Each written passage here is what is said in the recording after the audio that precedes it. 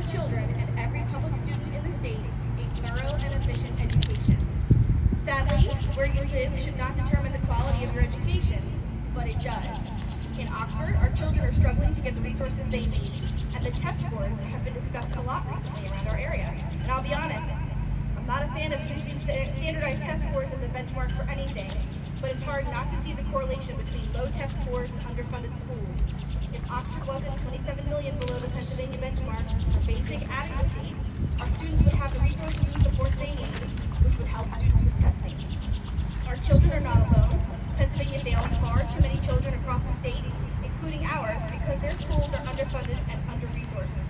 It should not have taken a lawsuit for Harrisburg to understand these inequities or do something about it. And it should not take a judge to order them to fund our schools to make sure our students have what they need.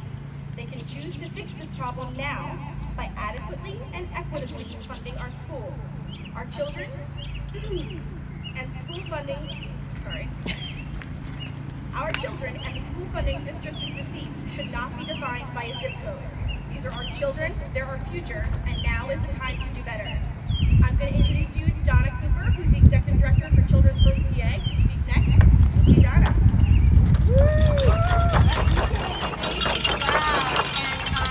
It's so great to be here in Oxford with everybody and in Chester County. And I want to say hello to Nellie because Nellie just came from Norristown, where there was also a vigil. And I just came from Philadelphia, where there was also a vigil.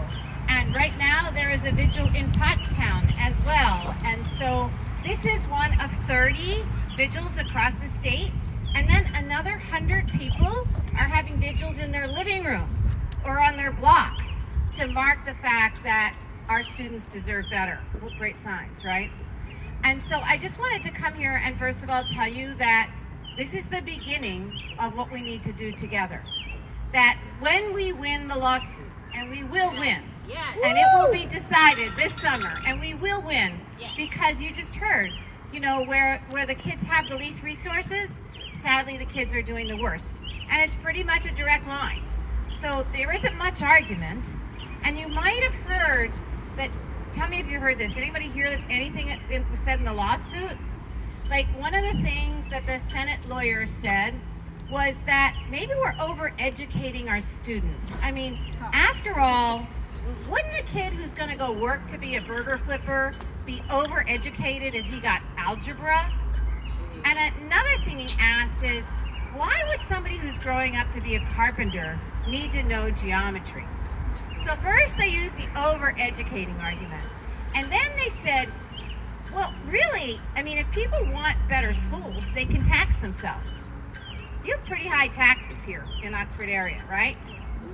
And out in Johnstown, which is one of the schools in the lawsuit, they increased their taxes last year for like the 6th time in a row, and they got less money than they did the prior year because people moved once the taxes got so high and the property values weakened.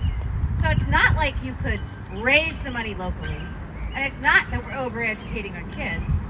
And then the last thing they said is, well, maybe all that needs to happen is that the state needs to give school districts enough money to turn on the lights and have working plumbing, and everything else is up to the local decision makers. Turn on the lights and make working plumbing. How's that a future for the children of the Commonwealth of Pennsylvania? And so the very first superintendent in the lawsuit said, and he was from a rural school district in northern PA, Panther Valley, he said, working plumbing would be a luxury. I have one toilet for kindergarten students. Basically, we have half-day kindergarten, and we spend the entire half-day in line for the bathroom. So I'm not teaching children to read. I'm not teaching children how to do teamwork. I'm managing bathroom break because the Pennsylvania legislature refuses to fund the schools. So here's the secret they don't want you to know. They have $12 billion in their bank account right now, not allocated for other purposes, not to fix the roads, not to pay for senior citizen nursing home care. $12 billion on top of state costs is available and could be released to fund our schools. But instead, the lawmakers are saying, we need to hold that money for a rainy day. Rainy day. It's raining right now. Oxford area, is owed $27 million from the state of Pennsylvania. And if they give you a dime short this year, we need to demand that they come back and deliver from that piggy bank that they're sitting on. Because our kids deserve better. Our kids deserve adequate and equitable funding. And the good thing is, there are people in Scranton, there are people in Allentown, there are people in Lancaster, that's another place where there's a vigil tonight. People in Lancaster, there are people in rural PA, just like us, coming together and saying enough is enough. We demand that you fund our schools. And so one of the things I want to ask you to do for homework today is everybody who's on social media, they share it, but make sure you share it to your state representative, to your state senator, and we'll send out also the information to send it to the Senate Appropriations Chair and the House Appropriations Chair so that they know the movement to fund our schools is growing. This vigil tonight is not about a vigil to wring our hands, but to demonstrate our vigilance, to show them we will be back, we will continue to come back, we will go to Harrisburg and demand what our kids deserve, because that's what Pennsylvania needs. And Children First and Acclamo are partners in this work, and we will do whatever it takes to make sure your voice is heard. So I think I give this now to Kristen. Thanks, Kristen. She has a perfect t-shirt. Hello, my name is Kristen Grasso, and I am a parent as well as a special education advocate. In 2014, the fair funding lawsuit was filed in Pennsylvania because our children have the right to a fair, quality public education. Not all districts in PA have the funding to meet these students' needs. Pennsylvania fails to adequately fund far too many school districts across the state, and our children are struggling to receive their educational needs because of it. Throughout the trial, we heard experts say that we are shortchanging our children. I am going to share some quotes from the trial to illustrate this. Quote, in the Commonwealth currently, those districts that need the most get the least. End quote, from Dr. Matthew Kelly, professor at Penn State's College of Education. And throughout the trial, we also heard experts say what we do for our children and the tools we give them while they are in school benefit them for a lifetime. Quote, I'm not saying that there are some students overcoming the odds. I'm not saying that there are a lot of students that aren't resilient, Johnson said. I am saying the support that they're getting from the state's funding formula and system is systematically making the odds of that success steeper, more difficult, and unfair on equity grounds. By Dr. Rucker Johnson, Chancellor Professor at the University of California, Berkeley. And school funding, school resources, equity is an essential investment to advance student achievement. Also by Dr. Rucker Johnson, Chancellor Professor at University of California, Berkeley. Sorry. According to the former Deputy Secretary of Pennsylvania's Department of Education, Matthew Stem, we have a moral responsibility to prepare students. We have to prepare students for the global economy. That's common sense. We want our children to have good jobs. We want our children to be prepared to go to college. We want our children to succeed. And Pennsylvania should want a workforce that is educated, has high-level skills. It shouldn't have taken a lawsuit for our legislature to understand these inequities harm our children. And it shouldn't take a judge to order them to fund our schools to make sure our children have what they need. Oxford Area School District has one of the largest funding shortfalls in this state. Our district is short of the PA benchmark for basic adequacy by over $29 million, an average of $7,039 per student annually. This is unacceptable, and our local residents, especially our senior residents, can't take any more of the tax burden on themselves. Harrisburg, our children cannot wait for you to get this right. Fund our schools. Thank you, and now you will hear from Lori Shannon Bailey. Thank you. Well, good evening. Thank you, Kristen. It's so exciting to be here. I'm happy to bring you warm greetings from Coatesville, just up the road. I'm an advocate in Coatesville. I am the founder and CEO of Coatesville Area Juvenile Alliance. We support youth offenders and provide mentoring and just various types of support for children who find themselves in the juvenile justice system. So I want to talk a little bit about the resolution. I was talking to somebody earlier and they said they didn't know about the resolution, which I get. I mean, there's so much information out there, and unless people are really in our face with various things that are important, it can be challenging to get a hold of good information. But I first pulled the resolution off of the Education Voters PA website in December. Thank you. I'll take that. Thank you so much. I got the drops. This always happens. In December, and I read the resolution, and I'm just going to read a little bit of it. I don't know how much time we have, but I don't want to take up too much time.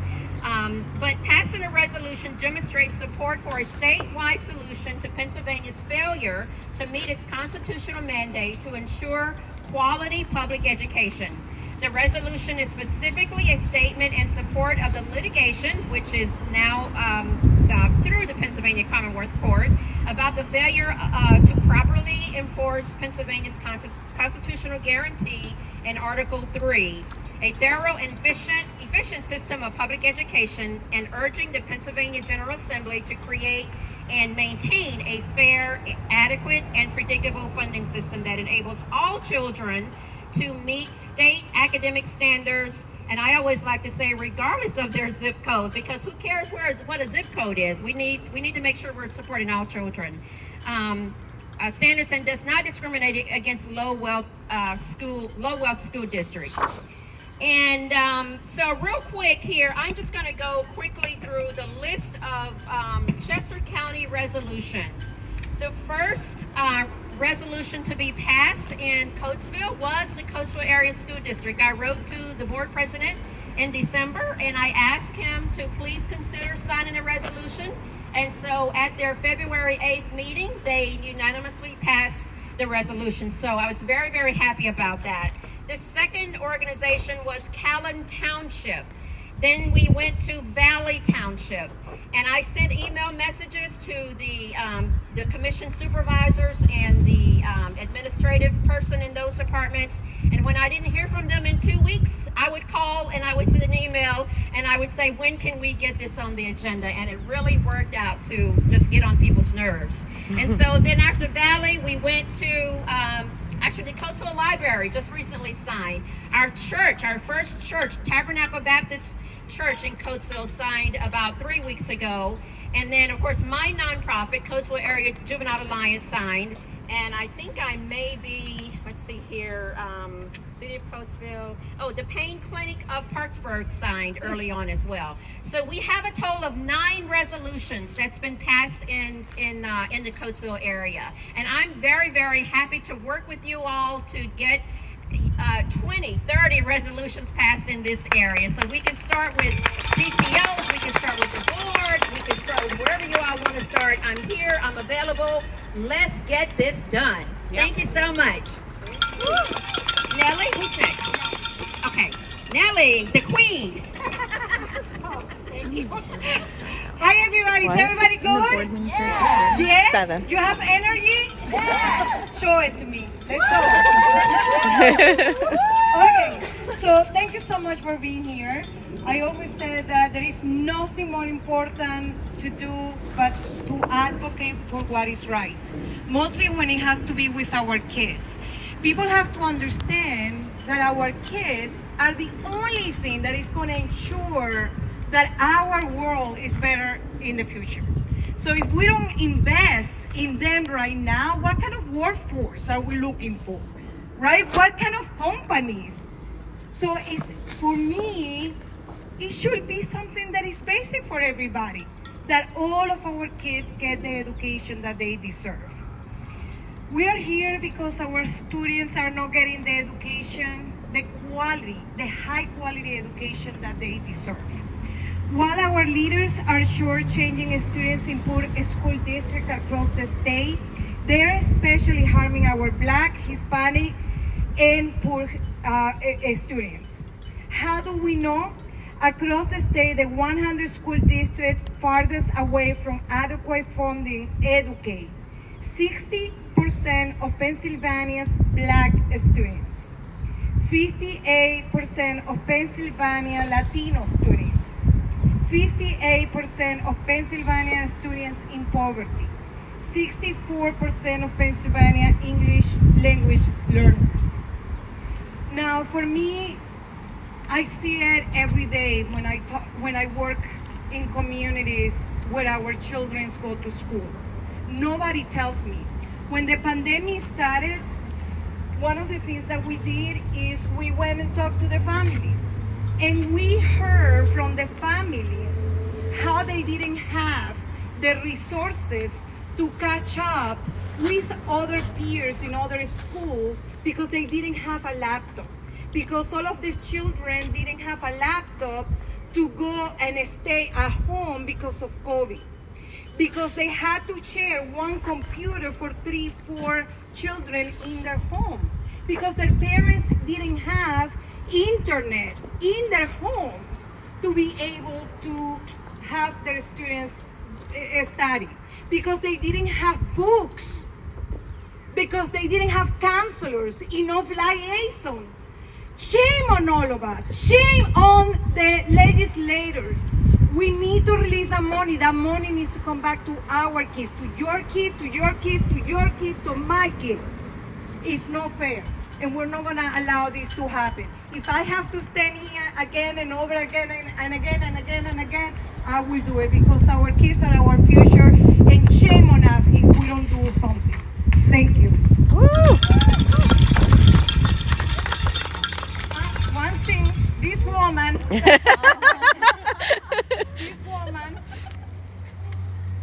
thank you so much.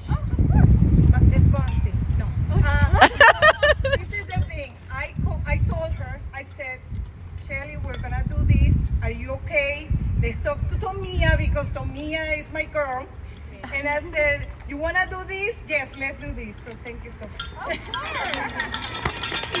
takes two crazy people to come together, and then Mayra too. So thank you guys. So we're gonna head down to the school board meeting. Those that can come, we thank you for being here. We've kind of brought a group together over many different issues, but for the better, no matter what issue we're fighting for at this point. At the end of the day, it's for our students, our kids. A few of our students are here. Great Peter Pan's here. But we thank you. And if you put pictures on social media or tag anything, I'm going to be tagging the Facebook Live video, which evidently I have to edit because it's sideways right now. Hashtag Fund Our Schools PA. I'll share all that information. But we thank you for being here. And we have not stopped fighting, and we're going to continue to fight for our students. So thank you guys. Thank you.